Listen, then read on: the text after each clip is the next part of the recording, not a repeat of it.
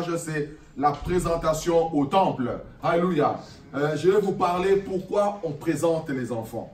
Amen. Et je vais vous expliquer pourquoi nous ne baptisons pas, mais nous présentons des enfants à l'Éternel. Amen. C'est biblique cela. Ce n'est pas l'œuvre de l'homme, mais c'est l'œuvre de Dieu. Amen. Alors directement, sans tarder, parce que j'espère vraiment finir même à écart, que nous puissions prier. Je veux que nous puissions prendre dans le livre de Marc, Marc chapitre 10, du 13e verset au 16e verset. Alléluia. Marc, l'évangile de Marc, s'il vous plaît. Si on trouve, on se tient debout pour honorer la parole du Seigneur qui est au milieu de nous. Sa parole seule nous suffit. Il est derrière sa parole pour accomplir sa parole. Amen. Voilà, je vous bénis dans le nom du Seigneur Jésus. Vous m'avez beaucoup manqué, mes frères et mes sœurs. Vous m'avez beaucoup manqué. Et je vous aime d'un amour éternel. Alléluia. Soyez bénis. Et Pasteur Willy vous salue. Pasteur Willy vous bénit. Il a dit, je serai bientôt avec vous. Beaucoup de serviteurs vous ont salué. Alléluia. Voilà, nous sommes bénis. Marc chapitre 10 du 13 à 16.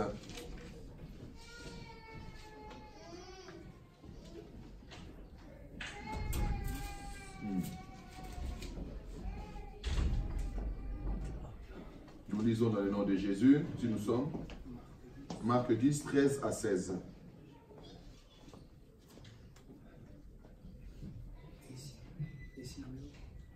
Marc chapitre 10.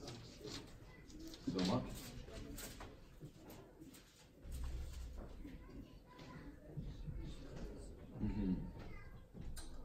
On lui amena des petits enfants, afin qu'il les touchât.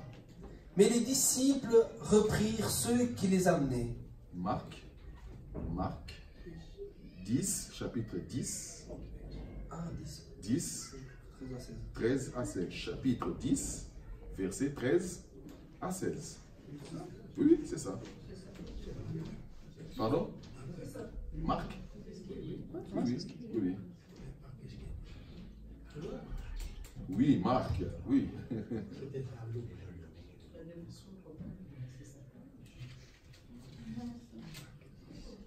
C'est bien ça, oui, c'est bien ça. Ne vous inquiétez pas, c'est bien ça.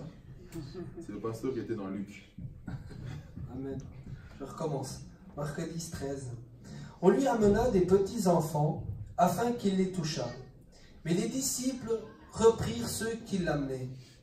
Jésus, voyant cela, fut indigné et leur dit, laissez venir à moi les petits enfants et ne les empêchez pas, car le royaume de Dieu est pour ceux qui le ressemblent.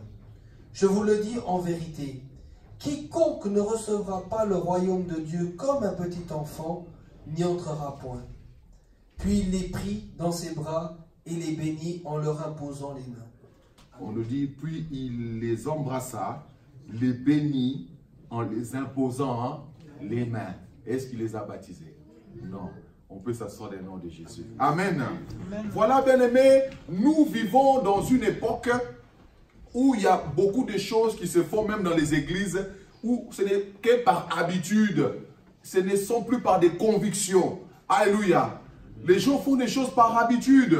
Oui, mais nous savons que nous devons prendre l'importance de chaque chose que Dieu nous dit. Bien-aimés, même quand nous venons là ce matin pour ce culte, bien-aimés, on doit être là avec conviction. Alléluia. Non pas par habitude, que l'habitude, on va là-bas. Non, c'est je suis convaincu. Je veux vraiment avec toute ma force.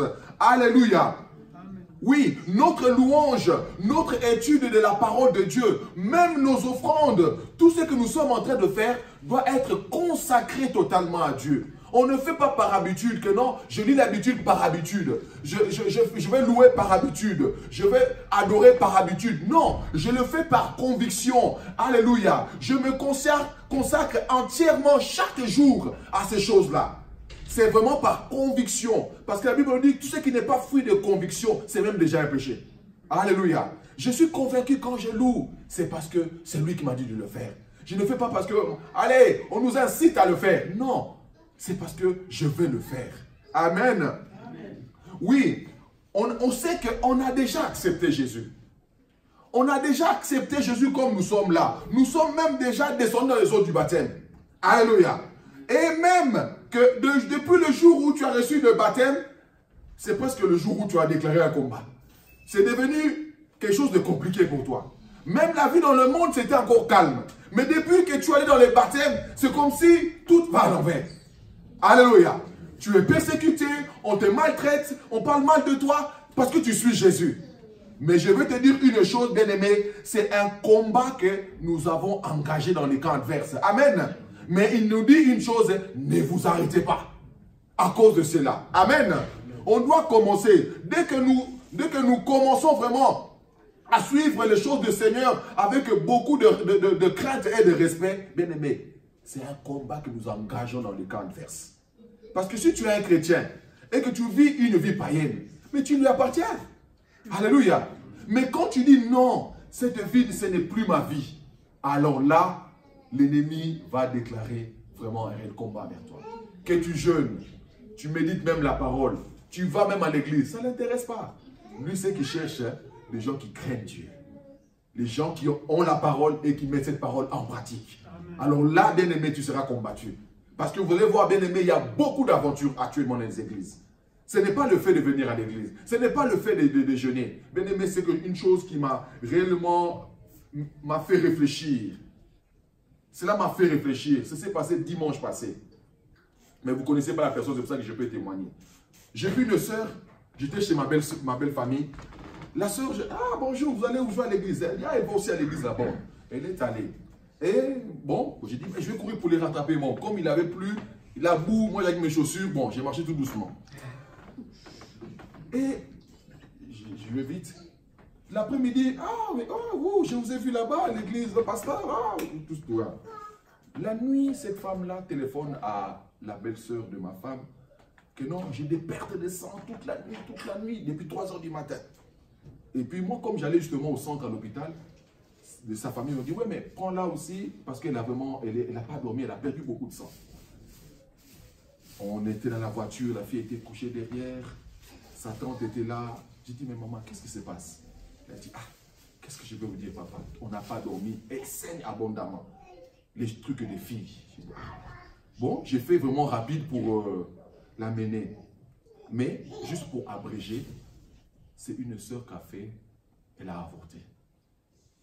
En faisant cela, elle a perdu beaucoup de sang. Ça m'avait fait réfléchir. J'ai dit non, vous allez voir que les gens sont des protocoles dans l'église. Les gens servent à l'église. Mais dans la vie privée, c'est d'autres personnes. Ça peut être aussi un pasteur. Ça peut être aussi un diacre. Ça peut être qui que ce soit. Bien aimé, ce n'est pas d'aller à l'église. Ce n'est pas le prêcher. Ce n'est pas les dîmes et les offrandes. C'est la crainte de Dieu. C'est la crainte de Dieu. Amen. On peut être ici, seul Dieu sait qui est vrai, qui est faux. Mais ce n'est pas à moi de vous en juger. C'est lui qui nous jugera. Amen. Parce qu'il peut venir aujourd'hui, si on se trouve dans des mauvaises positions, on ratera le ciel. Parce qu'on n'a pas la crainte de Dieu. Amen. On doit avoir la crainte de Dieu. On doit être circoncis en nous. J'ai prié pour la fille, je l'ai exhortée, elle est rentrée. Mais Dieu a fait grâce, ça s'est arrêté, elle est rentrée à la maison, on m'a dit que tout va bien même. J'ai laissé moi exhorter. Amen. On doit avoir la crainte de Dieu. Ce n'est pas le fait d'être baptisé. Moi je suis baptisé. Non, c'est la crainte de Dieu. Être convaincu dans ton engagement envers Dieu. Alléluia. Amen. Oui. Dès qu'on commence, bien aimé, il est important de comprendre que non, que baptiser les enfants, bien aimés, cela ne touche pas Dieu. Ce n'est pas parce que je baptise mon enfant que cela va signifier quelque chose devant Dieu. Ça ne signifie rien. Je vous dis vrai, cela ne signifie rien de baptiser un enfant devant Dieu. Parce que ce n'est pas dans sa parole. Alléluia. Oui, bien aimé, on doit prendre conscience de ces choses-là. Et nous devons y en tenir, bien aimé. Nous sommes sauvés comment? Par conviction, parce que nous croyons au Seigneur Jésus-Christ. Alléluia. Et comme nous croyons en cela, le baptême s'ensuit alors. Alléluia. Bien aimé, là dans les versets que nous venons de lire, On nous dit que non, que le royaume appartient déjà à ses petits-enfants. Le royaume des cieux est pour ceux qui sont comme les enfants. Alléluia. C'est quoi un enfant? Regardez les enfants comme ils sont là. C'est des êtres innocents. Innocents. Tu peux même le donner une claque tout de suite là. Dans 2 ou 3 minutes, tu reviens encore vers toi. L'enfant ne boude pas pendant longtemps. Il vient encore, papa, je vais manger, mais tu l'as engueulé avant. C'est un enfant. Hier, j'étais avec ma fille au lit, elle est venue en pleurant. Oui, papa, Evan m'a fait ceci, ceci. J'ai dit, mets-toi à genoux. Elle s'est mise à genoux. Je lui lève les mains, elle s'est mise les mains. Après, je lui dis, tu vas encore venir dire, non, non, papa, je ne dirai plus. C'est fini. C'est des enfants, c'est innocent. La Bible nous dit, c'est d'être comme ça devant Dieu. Amen. Devant Dieu, je ne suis pas celui qui connaît tout. Je ne suis pas en train de donner des désordres à mon Père. Alléluia. Je suis comme un enfant devant lui. Et j'obéis. Un enfant obéit. Tu peux le ramener partout. Tu peux en faire de lui ce que tu veux. Parce que c'est un enfant. Il nous dit, le royaume des cieux est pour ceux qui sont comme eux. Amen. Gloire à Jésus. Amen. Alors, pourquoi présenter alors un enfant? Si le royaume de Dieu est déjà pour eux, pourquoi les présenter encore? Tout d'abord, bien-aimés, nous devons comprendre que c'est lui-même, l'Éternel, qui nous exige cela. De présenter qui? Les enfants. Amen. Prenons Exode 13, de 1 à 3. Allons vite, parce que je veux qu'on soit vraiment bref dans cet enseignement. Dans Exode 13, de 1 à 3. C'est lui-même qui nous le demande de présenter les enfants. Il ne nous a pas dit de baptiser les enfants, mais de présenter les enfants. Sur les versets, nous sommes...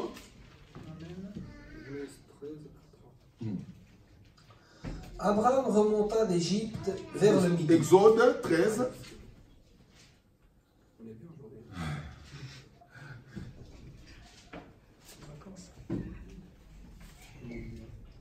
L'Éternel parla à Moïse et dit, « Consacre-moi tout premier-né. » Tout premier-né.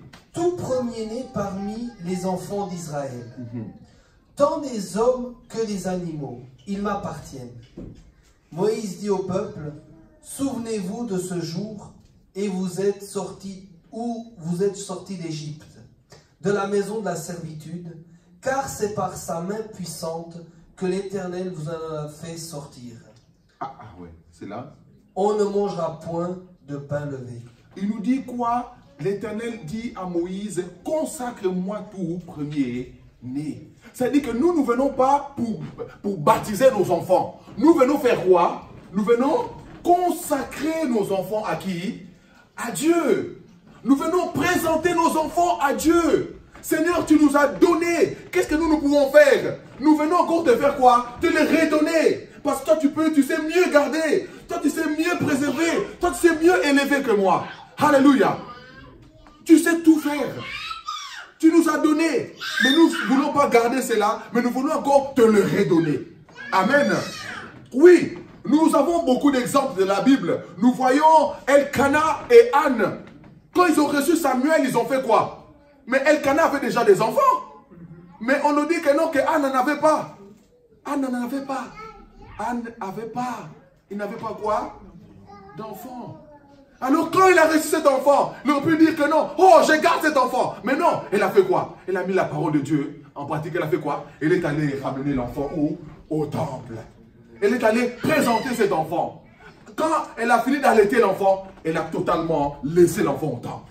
Consacré. C'était Samuel, un des plus grands prophètes d'Israël. Alléluia. On va aller calmement. Les enfants présentés à Dieu n'échouent jamais. Amen. Les enfants présentés à Dieu ne deviennent pas des délinquants, des délinquants. Non. Alléluia. C'est très important de prendre ça en considération. Peu importe, si même cet enfant s'échappe, sache que Dieu le rattrapera quelque part et le remettra sur le droit chemin. Parce que c'est un enfant consacré à Dieu. Alléluia. Oui. Dans l'Ancien Testament, on nous montre cela. C'est toujours dans l'Ancien Testament, mais même Jésus lui-même. Joseph et Marie après 8e jour, on fait quoi? Ils ont ramené Jésus où? Au temple. Pour faire quoi? Pour le présenter au Seigneur. Alléluia. Même Jésus, il fit quoi? Présenter. Est-ce que Jésus fut baptisé? Non. Mais à un âge bien avancé, selon la conviction de Jésus lui-même, il est allé dans les eaux du baptême. Ce n'était pas à l'âge là qu'on avait baptisé. Posons-nous la question. Mais alors pourquoi on va aller baptiser les enfants? Ce n'est pas l'œuvre de Dieu, c'est l'œuvre satanique. Pour tromper. Alléluia. Jésus fut présenté au temple. On l'a présenté au Seigneur. Mais à un âge de conscience, à un âge d'engagement, Jésus est allé se faire baptiser lui-même. Nos bébés qui sont là, quand ils auront la conscience, ils vont accepter aussi les eaux du baptême. Alléluia. Amen. Ce n'est pas le baptême qui sauve. Alléluia. Gloire à Jésus. Amen. Ah oui, c'est la volonté de Dieu bien-aimé de présenter nos enfants. Mais qu'est-ce qui se passe à l'instant où nous présentons nos enfants à Dieu? Parce qu'il y a quelque chose qui se passe à cet instant-là. Vous savez, beaucoup de choses se font dans le visuel comme ça. Mais je peux vous dire que dans le spirituel aussi, quelque chose se passe. Amen. Vous savez, sur la croix, on voit seulement Jésus sur la croix. Beaucoup de gens ont vu Jésus sur la croix. Mais ils n'ont pas su quelle est l'œuvre réellement de la croix dans la spiritualité. Sur la croix, Jésus a été immolé. Sur la croix, Jésus a été sacrifié. Sur la croix, Jésus a été l'agneau de Dieu qui ôte les péchés du monde. On n'a pas vu cela dans l'œil humain. Mais ceux qui ont l'esprit ont su comprendre que non, celui-ci est réellement le Fils de Dieu. Dans le soubassement de l'œuvre de la croix, dans la spiritualité, il y a l'œuvre de Dieu qui s'est passée. Amen. Donc même Satan n'a pas su comprendre ce qui s'est passé. Parce qu'il avait compris, il n'a jamais le faire. Alléluia. On va présenter notre bébé. Visuellement, on le voit. Mais je peux vous dire, dans le spirituel, il y a quelque chose qui va se passer.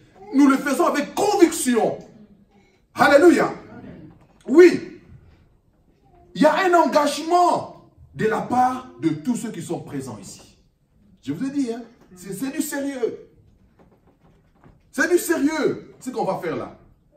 On va présenter, il y a un engagement qui t'engage aussi. C'est pour ça que j'ai dit que non, quand on va le faire, si toi tu ne veux pas t'engager, tu es libre, sors.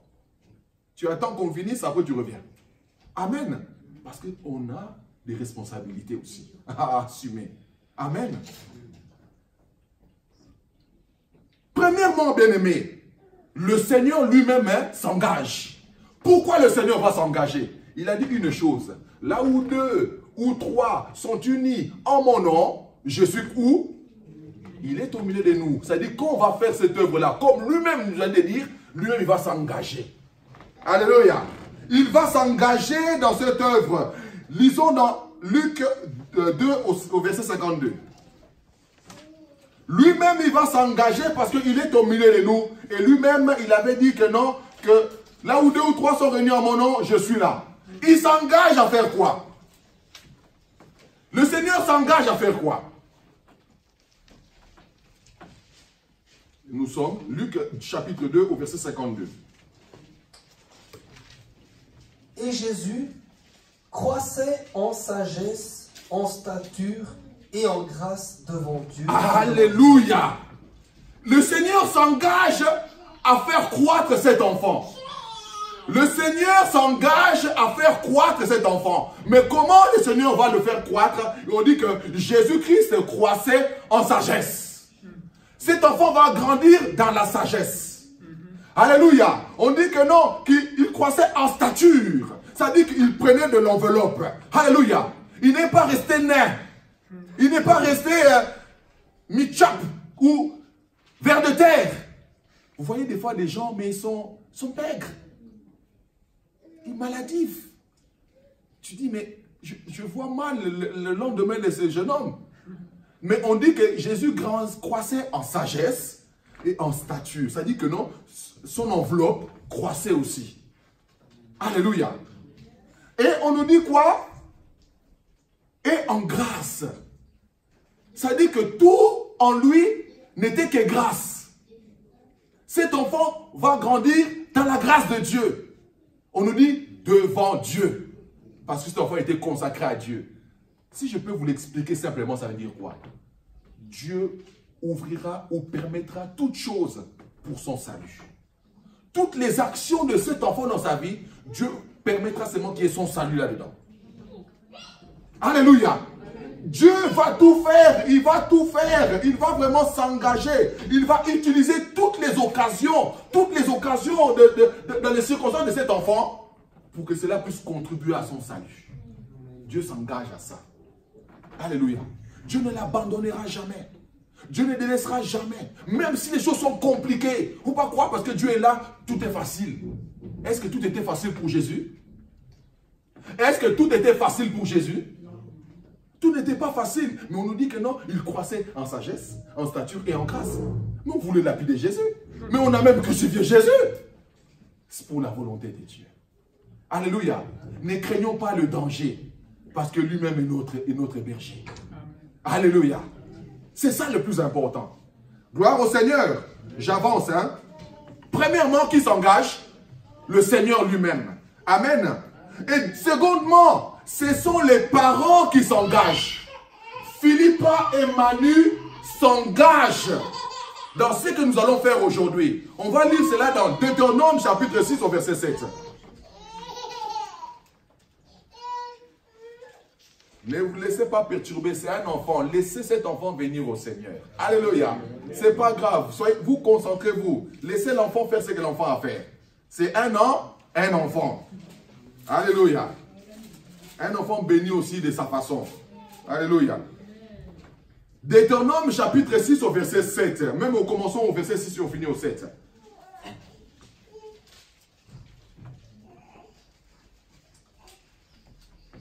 Et ces commandements que je te donne aujourd'hui seront dans ton cœur. Les commandements Dieu vous a donnés à Philippa et à Manu, ces commandements sont dans votre cœur. Oui. Tu les inculqueras à tes enfants. Oui. Et tu en parleras quand tu seras dans ta maison. Oui. Quand tu iras en voyage, quand tu te coucheras et quand tu te leveras. Voici que vous êtes un monsieur et une maman, comment je peux dire cela, mature. Ça dit que non, ce ne sont pas des enfants qui produisent des enfants. Ce sont des parents qui produisent qui? Les enfants. Ça dit que vous êtes des adultes. Étant adulte, étant mature, vous avez la parole de Dieu. Alors avec cette parole que vous avez reçue du Seigneur, avec l'enseignement, avec les préceptes de Dieu, avec les lois de l'Éternel, avec tout ce que vous avez emmagasiné, le Seigneur vous dit quoi? Vous les inculquera, c'est là à vos enfants. Alléluia. Seigneur s'engage, vous aussi vous vous engagez maintenant à faire quoi? À inculquer ces paroles-là que vous avez reçues à vos enfants. Amen. Parce que beaucoup se disent, mais cet enfant, on l'avait consacré. Mais comment il se comporte? Mais comment tu as éduqué cet enfant? Tu avais ta responsabilité aussi. Tu étais peut-être en train de regarder le foot. Tu étais peut-être dans des bistrots. Tu étais peut-être en train de faire autre chose au lieu d'inculquer les lois de l'Éternel à cet enfant. Tu ne peux pas mettre la faute sur Dieu. Parce que qui va éduquer cet enfant? À qui Dieu a donné la responsabilité? Aux parents. Mais maintenant, comment tu vas élever cet enfant? Tu vas l'élever non selon les conseils du monde, mais selon l'Éternel. Tu inculqueras à tes enfants et tu en parleras quand tu seras dans ta maison, quand tu iras en voyage, parce que nous croyons quand nous sommes en voyage, Dieu n'est plus là.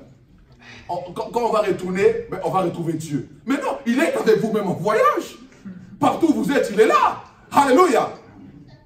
C'est un peu le relax, les vacances. Mais Dieu est là. Il nous contrôle, il nous regarde, il examine, il note. Amen. Dans l'avion, j'ai commencé à rêver. L'avion, cette partie du toit d'avion, commençait à s'ouvrir. J'ai dit, oh.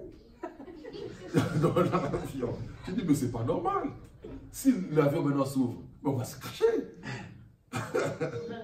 C'était bizarre ce rêve, hein? Mais je me suis vite réveillé parce que je n'arrive pas à dormir dans l'avion. Il est partout avec nous. Alléluia. On nous dit, quand tu renvoies, il dit bien, quand tu te coucheras, Bien-aimés, nous devons avoir l'habitude qu'avant de mettre nos enfants au lit, ils ne doivent pas entendre « Oh ma fille, je t'aime. Oh ma fille, tu es le meilleur. » Non, cet enfant a besoin d'entendre la parole de Dieu. Amen. Si tu l'aimes, oui, dis ça avant. Mais les derniers mots sont les paroles de Dieu. Cet enfant ne dort pas sans prier, mais cet enfant doit dormir avec la prière. Alléluia. Ce sont ceux qui nous engagent, nous les parents. On nous dit non, pas cela seulement. On nous dit que non, que et quand il se lèvera, le réveil se sonne en catastrophe. Tu te réveilles en catastrophe. Tu sors, hé là là là là. Tu veux me prendre même dans ta voiture, tu veux même mettre ton pantalon. Mais tu t'es déjà dans la voiture. Bien aimé, on se réveille à temps pour faire quoi? Pour donner encore une parole de bénédiction à nos enfants et une prière à nos enfants. C'est très important ces paroles-là, bien aimé. C'est ça qui va garder leur vie. C'est ça qui va les accompagner tout au long de leur vie. Les paroles de Dieu que nous allons prononcer à la vie de ces enfants. Ce ne sera pas n'importe quel enfant. Bien aimé, souvent on dit, ah, regardez les enfants des pasteurs, comment ils se comportent. Mais posons-nous les questions, comment ces pasteurs-là ont élevé leurs enfants? J'ai lu dernièrement le témoignage de Benny Hinn. Il s'est repenti de cela. On connaît un grand homme, mais la femme de Benny Hinn est devenue dépressive. Elle a même divorcé de Benny Hinn. Et les enfants, chacun suivait son chemin. Pourquoi? Parce que Benny Hinn s'est consacré au ministère et a abandonné sa famille. Mais ma première mission, c'est d'abord ma famille. Amen. Ma première mission, c'est d'abord ma famille. C'est ma famille qui est mon témoignage. Alléluia. Voilà mes frères et mes sœurs. Ça veut dire que non, que vous devez... Dieu s'engage dans la stature, dans la sagesse, dans la stature et dans la grâce. Mais vous vous engagez aussi à inculquer la parole de Dieu à cet enfant, à prier pour cet enfant. Même si l'enfant ne veut pas prier, priez quand même. Même s'il veut, non, non, non, moi je sors. Priez quand même. Vous devez prier quand même. Parce que nous avons des enfants quand même qui ont la tête dure des fois. Non, non, nous, on ne veut pas. Même si c'est dans l'autre chambre, vous continuez à ne cessez jamais. Tout est possible à celui qui quoi? Qui croit. Amen. Amen. Oui. Le temps là, bien aimé, Dieu va enseigner cet enfant à travers vous. Ça sera une période de sa vie où les choses peut-être que l'enfant se recherche. L'enfant ne sait pas trop où est la vérité. L'enfant ne sait pas trop quel chemin suivre. Vous allez voir qu'il sera influencé par les amis d'école. Il sera influencé, il dira mettre des gros mots. Mais je vais vous assurer une chose. C'est que vous avez semé la vie de cet enfant ressortira toujours. Ce que vous avez sémé dans la vie de cet enfant va ressortir. Je vais vous dire un secret pour ceux qui sont encore en études. Ce que vous apprenez avant de dormir reste. Ce que vous apprenez avant de dormir, cela reste. Alors apprenons la parole de Dieu à nos enfants. Alléluia. Oui.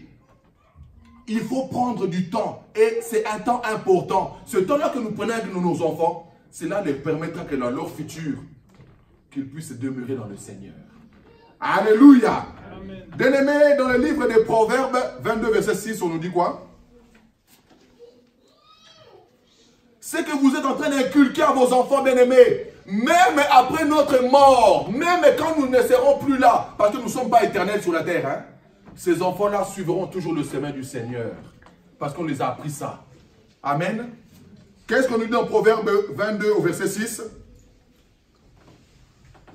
Instruis l'enfant selon la voie qu'il doit suivre. Instruis l'enfant selon la voie qu'il doit suivre. On doit enseigner à nos enfants la voie à suivre. Oui. Oui. Et quand il sera vieux, et quand il sera vieux, cet enfant, il ne s'en détournera pas. Il ne s'en détournera pas. Oui. Le riche... Non, c'est bon. Et quand cet enfant va grandir, cet enfant-là fera quoi? Il ne s'en détournera pas. Parce que tu lui as appris ce chemin-là. Vous allez souvent réaliser que nous reproduisons souvent ce que nos enfants, ce que nos parents faisaient auparavant. Amen. C'est ça notre exemple, c'est ça notre modèle. Bien-aimé, quel modèle es-tu pour tes enfants? Quel modèle es-tu pour tes enfants? Amen. Moi, je suis papa. Quel modèle je suis pour mes garçons? Toi, tu es maman. Quel modèle es-tu pour ta fille? Alléluia. c'est que les critiques? Est-ce que c'est que la médisance? Est-ce que c'est que les jugements? Ou c'est l'exhortation? Ou c'est la paix? Ou c'est la réconciliation? Alléluia. C'est très important. Cela va suivre. Et cela sera visible. Alléluia. Oui. Même lorsque nos enfants vont s'éloigner. Alléluia. Continuons toujours à porter nos enfants dans les prières. Continuons toujours à intercéder pour eux. Car tout est possible à celui qui croit. Moi, je crois que ma fille, je crois que mon fils sera béni. Je vous donne souvent cet exemple. Il y avait un enfant dans l'église de Yongisho. Une fille à un âge, elle se prostituait. Et la maman était servante de l'Éternel. Et cette maman avait beaucoup de soucis pour sa fille. Elle est allée vers le docteur Shaw. Il dit, mais regardez ma fille. Elle se prostitue. Quelle honte pour ma famille. Quel problème. Le pasteur, compassion, ému, il regardait cette femme, comme elle parlait. Il dit, tu as fini? Il a dit oui. Il a dit, c'est comme ça que tu vois ta fille? Il dit oui. Il a dit oui, c'est pour ça qu'elle est dans la prostitution. Parce que vous la voyez comme cela. Maintenant, regarde cette fille autrement. Même si elle se prostitue encore, prie pour elle et regarde-la autrement, qu'elle est bénie du Seigneur. Elle a demandé pardon à Dieu, comme elle voyait sa fille. Elle a dit non, maintenant, à partir d'aujourd'hui, je verrai ma fille autrement. La fille, elle continue encore à se prostituer, mais elle a montré l'amour à sa fille. Elle, peu importe, elle prenait sa fille dans les bras. Elle disait toujours, le Seigneur t'aime, le Seigneur ne t'abandonnera jamais. Elle a dit, un mois après, la fille est venue à genoux. Elle a demandé pardon, maman, de tout ce que j'ai t'ai fait subir. Quel est ton regard pour tes enfants? Quel regard portes-tu sur tes enfants? Alléluia. Amen. Porte le regard de Dieu sur tes enfants. Parce que le Père, on était des pécheurs, il nous a aimés. On était des prostituées, il nous a aimés. On était des voleurs, il nous a aimés. On était des tueurs, il nous a aimés. Il ne nous a jamais abandonnés. Peu importe si ton enfant se détourne, continue à l'aimer, continue à montrer du bien, continue à faire du bien à cet enfant. Alléluia. Continue à l'éduquer selon la voie du Seigneur. Amen. Oui. On nous dit que un jour, un homme est venu devant Jésus. Cet enfant était malade. Mais cet homme-là a dit, Seigneur, aie pitié de nous, de lui et de son enfant. C'est-à-dire que cet homme-là s'est mis ensemble avec son enfant. Il n'a pas dit seulement aie pitié de lui. Mais qui était malade? C'était l'enfant. Mais il a dit aie pitié de nous. Alléluia. Même si ton enfant, on peut dire que non, il a des démons. Même si cet enfant-là, parce qu'on nous dit que cet enfant-là était épileptique. Cet enfant-là se jetait dans le feu. Mais le père qui est allé devant Jésus a dit aie pitié de nous. Même si ton enfant, on lui dit que non, il a fait la magie. Peu importe, va vers Dieu. C'est Dieu qui sait comment réparer les choses. Seigneur, aie pitié de nous. Aie pitié de nous. Il s'est mis avec son enfant. Amen. Parce que cet enfant était inconscient de ce qu'il était en train de faire. Mais comme lui était conscient, il a pris cet enfant sous son aile. Seigneur Jésus, aie pitié de nous. Et Jésus a eu pitié d'eux. Alléluia. Amen. Oui. Je pourrais achever parce qu'on va prier. Le dernier qui doit s'engager, premièrement, on a dit qui s'engage, c'est le Seigneur, n'est-ce pas? Oui. Secondo, c'est qui? C'est les parents. Troisièmement, qui s'engage? C'est l'Église. Là où cela va être fait. Alléluia. Alors, l'Église s'engage aussi envers cet enfant qui sera présenté. Prenons dans Éphésiens chapitre 5, de 15 à 21. L'Église a aussi un rôle à jouer pour Gabriela. Alléluia. L'Église doit mettre tout en place pour que cet enfant puisse grandir aussi. Alléluia. Amen. Nous sommes dans Éphésiens chapitre 5, de 15 à 21. Nous lisons le nom de Jésus. Prenez donc garde de vous conduire avec circonception, non comme des insensés. On nous dit, on doit faire attention de la façon que nous sommes en train de nous conduire. Pas comme des fous, mais comme des sages. Mais qui? L'Église. Parce que cet enfant va copier qui? L'Église. Là où il y a des adultes. Là où il y a les enfants de Dieu. Parce que l'endroit où l'enfant va grandir, ça sera où? On voit où nos enfants? Après l'école. Ils viennent à l'église, non? Il va copier qui? Elle va copier qui? Les adultes qu'elle voit ici. Si moi, adulte, je suis en train de critiquer. Moi, adulte, je suis en train de me dire. Moi, adulte, je suis en train de frapper. Cet enfant va faire quoi? Il va faire c'est moi ce que je fais.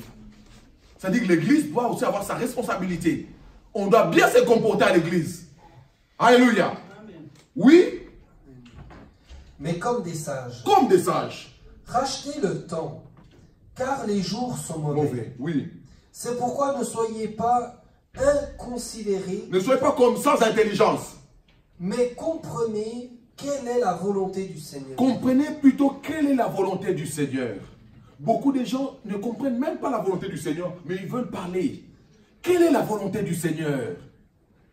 Toi, tu as prié, Dieu t'a dit quoi? Est-ce que ce que tu es en train de dire, ce que tu es en train de faire, c'est ce que Dieu a dit? Ou tu dis seulement selon tes convictions? Alléluia. On doit être, la Bible dit d'être sage. On rendra compte de ces choses-là. Amen. Oui. Écoutez. Ne vous enivrez pas, oui. Ne vous enivrez pas de vin, c'est de la débauche. Ne vous enivrez pas de vin, c'est de la débauche. Oui. Soyez au contraire remplis de l'esprit. Ces enfants doivent avoir en nous, non pas des alcooliques, mais doivent avoir en nous des hommes et des femmes remplis du Saint-Esprit. Alléluia. Ça dit quand nous sommes remplis de l'Esprit, c'est des paroles de sagesse, des paroles d'exhortation, des paroles de réconciliation qui sortent de notre bouche. Non pas des paroles insensées. Tu es là seulement en insensé. Tu es là en groupe, mais tes paroles sont seulement des paroles d'insensés. Tu sèmes seulement la cisanie là où il y a les gens. Toi, tu veux seulement qu'il y ait des conflits. Non, ça veut être des paroles de sagesse. Quand je dis un mot, c'est pour apaiser la tension. Quand je dis un mot, c'est pour calmer les camps. Alléluia. Je ne ramène pas encore à rallumer la flamme. Alléluia. Quand je parle, ça dit que Pasteur Franco et Pasteur Sylvain ont des problèmes. Quand je dois parler, c'est pour les calmer. Je ne parle pas pour encore qu'ils... Allez, ça monte. Ce n'est pas sage de ma part. C'est l'église qui se comporte comme ça. Ce n'est plus l'église. Mais on doit être sage. Quand je dis un mot, que ce mot-là doit toucher lui et lui, afin que la température baisse. Alléluia. C'est ça l'église. Oui. Entretenez-vous par des psaumes, par des hymnes, et par des cantiques spirituels. Chantez et célébrant de tout votre cœur les jouances du Seigneur. C'est ça le rôle de l'église. Ça dit que nous nous entretenons quand nous sommes ensemble. C'est dans les psaumes, dans les hymnes, dans les cantiques spirituels, dans les chants de célébration, pour le Seigneur et dans tout notre cœur. C'est ce qu'on a fait ce matin. C'est ça notre rôle dans l'église. Nous ne sommes pas là dans des crépuscules, dans des coins.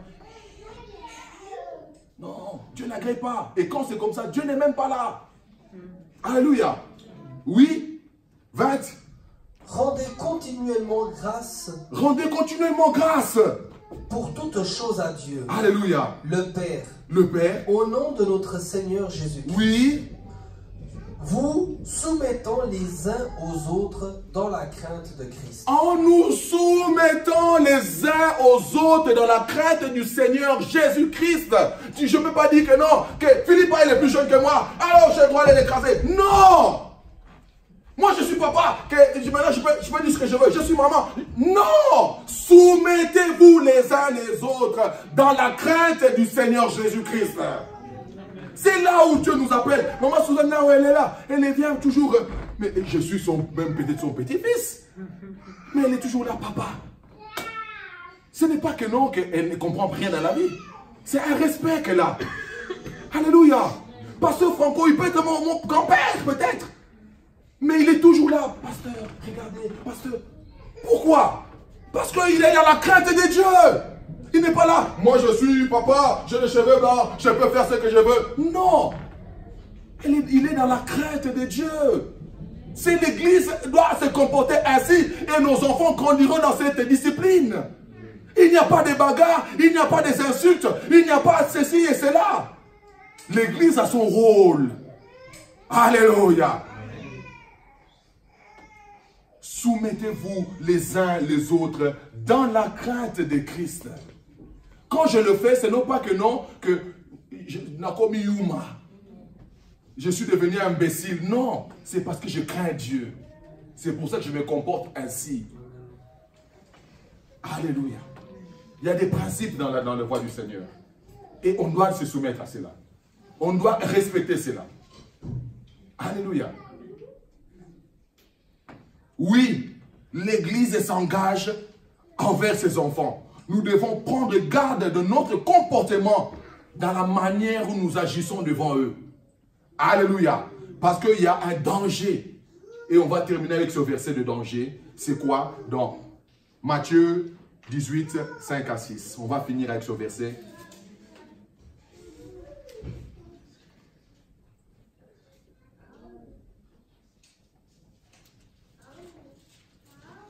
Matthieu 18, 5 à 6. Si nous lisons dans le nom de Jésus.